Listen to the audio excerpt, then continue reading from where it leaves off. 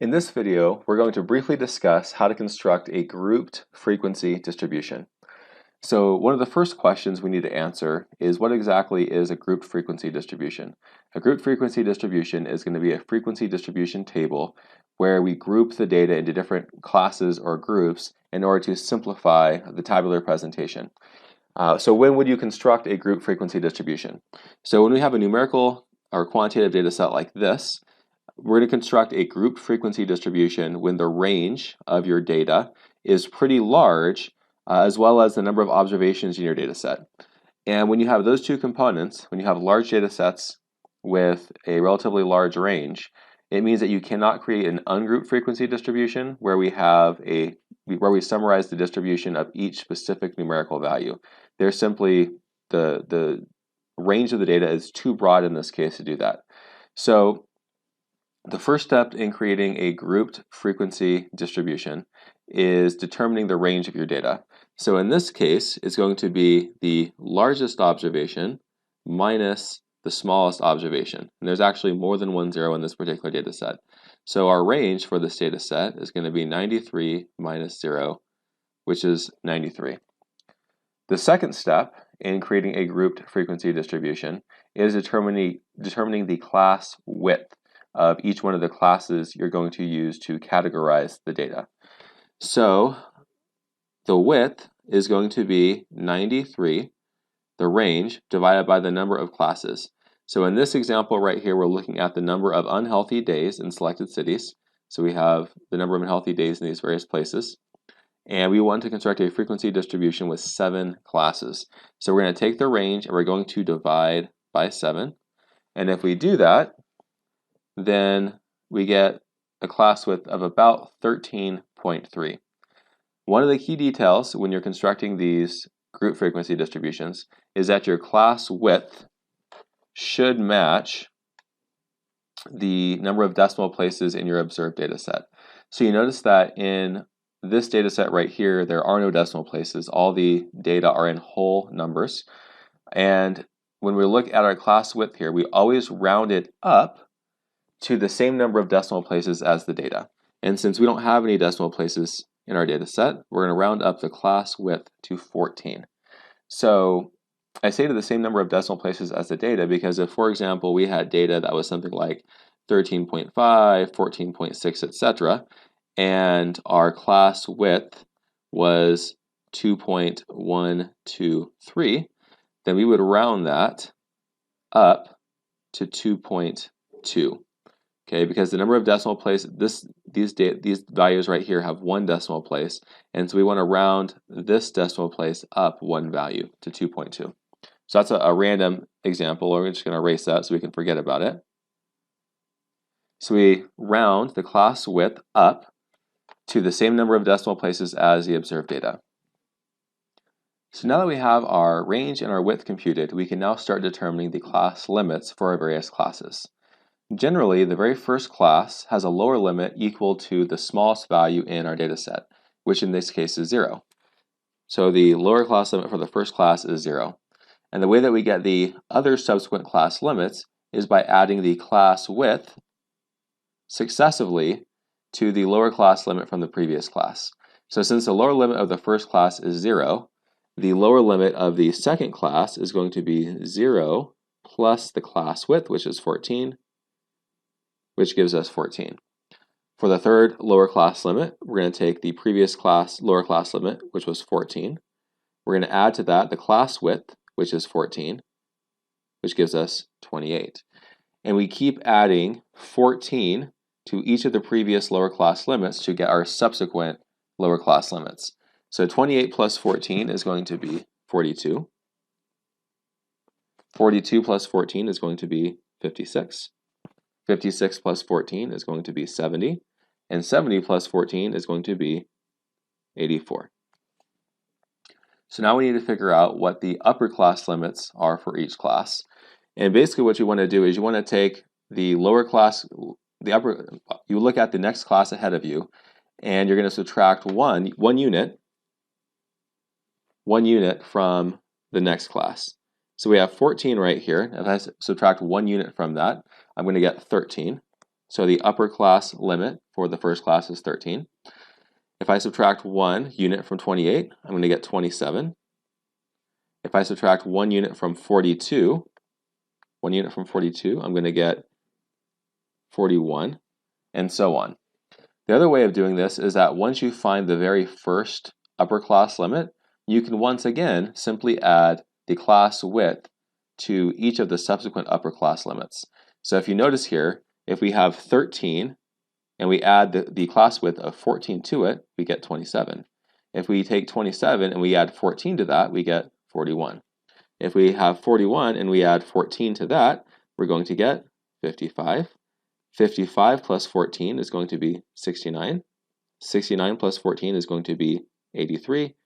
And 83 plus 14 is going to be 97.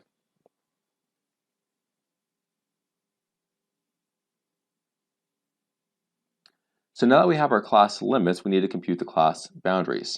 So you may remember when we described the frequency distribution that we need to make sure that there are no gaps between the classes. And if we look at the class limits that we've created, there's gaps between each of the classes. So there's clearly a gap between 13 and 14, between 27 and 28, etc.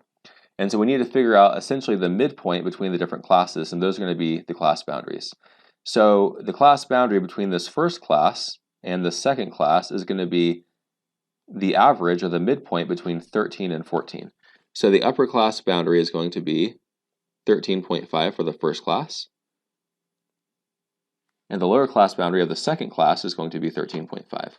And the reason is because they're going to have to share a boundary, right? So if we have 13 and 14, the midpoint between them is going to be 13.5. And that's going to separate the first class, which runs from 0 to 13, and the second class, which runs from 14 to 27.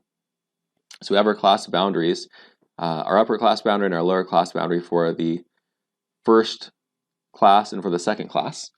And we can keep doing that for subsequent classes. So for the second class, the upper limit is 27. For the third class, the lower limit is 28. The midpoint between them is going to be 27.5. So 27.5 will be the upper class boundary for the second class, and will be the lower class boundary for the third class. And we can keep doing the same pattern here. So the midpoint between 41 and 42 is going to be 41.5. So the upper class boundary for the third class is 41.5. The lower class boundary for the fourth class will be 41.5. And we continue this pattern here. So this upper class boundary is going to be 55.5. That lower class boundary will be 55.5. We move up to 69.5 and 83.5. And you may ask yourself, well, how do I get this very first lower class boundary and this very last upper class boundary, because I don't have any more categories where I can average the limits to get a midpoint? Well, in fact, if you look at this pattern here, all we're doing is we're taking the previous class boundary and we're adding 14 to that. So 13.5 plus 14 is 27.5. 27.5 plus 14 is 41.5. 41.5 plus 14 is 55.5, etc. So if we go down to 83.5 here and we add 14, we're going to get 97.5.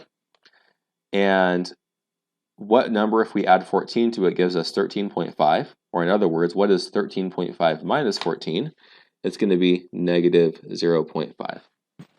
So that's the lower class boundary for the very first class, negative 0.5.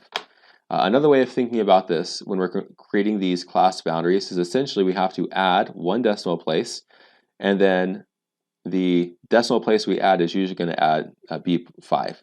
And so when we look at this right here, so we see that our class limit was 13. We add a decimal place with a 5, and we get 13.5. For 27, we add a decimal place, and that decimal place is going to be 5. We get 27.5, etc. It gets a little bit confusing with this negative value, but you can see the pattern fairly clearly. Once we have our class boundaries, then we can start to tally the various observations in the different classes. So what that means is that I start looking through my data and putting each observation in one of these different classes. So for example, the first observation here is 61. And so 61 belongs in this 5th class right here. So I'm going to put a 1 right here, or a tally mark, I should say, for that particular class. I'll scratch off 61.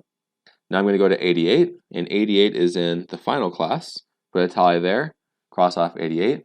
40 is going to be in this class right here, so I put a tally mark right there. 5 is in this group right here. 12 is going to be in the first class again. And so I start doing all these tallies, and I go through them. I'm going to do that for every single observation. And once I do that, I'm going to add up the number of tallies in each class. And if I do that, I would find that the number of observations in the first class is 14. The number of observations in the second class is going to be 9. The number of observations in the third class is going to be 5. Then I have 1, 1, and 1. In the next 3 classes, and the last class is going to have 2 observations. You have to go through the entire data set in order to do that computation, but it just takes time to do that. Once we have tabulated the frequency in each class, we want to compute also the cumulative frequency. So the cumulative frequency takes the frequency of the current class and adds to that the cumulative frequency for the previous classes. So for this very first class, there are no previous classes, so the cumulative frequency is 0. And we add to that the current frequency of 14, and we get 14 plus 0 equals 14. To get the cumulative frequency for the second class, we take the current frequency and we add the previous cumulative frequency to that. And so we get 9 plus 14 equals 23. To get the third cumulative frequency, we're going to add 5, the current frequency, to the previous cumulative frequency of 23 to give us 28. And then I'm going to keep going with that same pattern here, and I'm going to get 29, 30, 31, and 33. And one thing to note is that once you've added the cumulative frequency for the final class, the total cumulative frequency should match the total number of observations on our data set. And if you look across this data set, there's 11 observations in each of the 3 rows. 11 times 3 is 33, so there are 33 observations, which does in fact match the cumulative frequency for our final class. And so that gives us some confirmation that we have in fact done our computations correctly.